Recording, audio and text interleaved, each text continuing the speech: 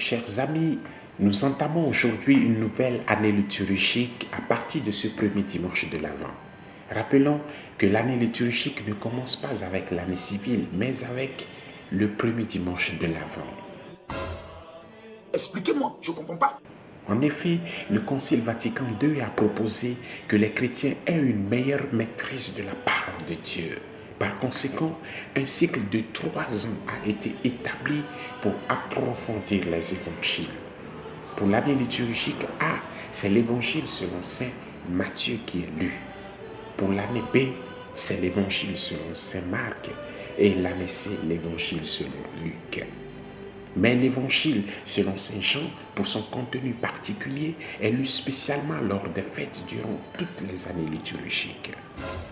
Parlant du temps de l'Avent, les textes bibliques insistent sur la préparation des chrétiens à mieux accueillir le Seigneur qui vient, à travers la nativité, sauver l'humanité tout entière. Dans l'évangile de ce dimanche, Luc souligne 3 aspects. Premièrement, les signes précurseurs de la venue du Seigneur sont d'ordre naturel et touchent les 3 grands espaces, à savoir le ciel, la terre et la mer. Bref, des phénomènes irréguliers de la nature seront observés ici et là. Deuxièmement, ces phénomènes vont provoquer une panique générale sur la terre et plusieurs personnes mourront de peur. Puis troisièmement, 2 attitudes qu'il faut pour que ce jour ne tombe à l'improviste sur toi et moi. D'une part, reste vigilant pour ne pas être englouti dans la bufferie, l'ivresse et les soucis de la vie. Et d'autre part, prier en tout temps.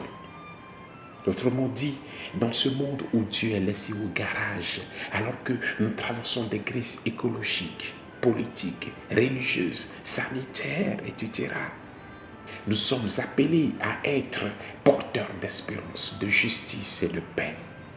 On constate que le monde s'en va courbé sous le poids des épreuves et surtout des persécutions. Alors, Jésus demande aux chrétiens de se redresser et de relever la tête. En fait, ce qui apparaît pour plusieurs personnes comme la fin des temps doit être aux chrétiens le début du salut, une étape qui rapproche de la délivrance. Chers amis, voici de manière très simple ce qui nous est demandé. Ce n'est pas de la mer à boire. Et comme disait Saint Paul dans la 2e lecture, faisons chaque jour de nouveaux progrès, car personne ne sait l'heure de sa mort. De cette manière, le Seigneur sera notre seule justice.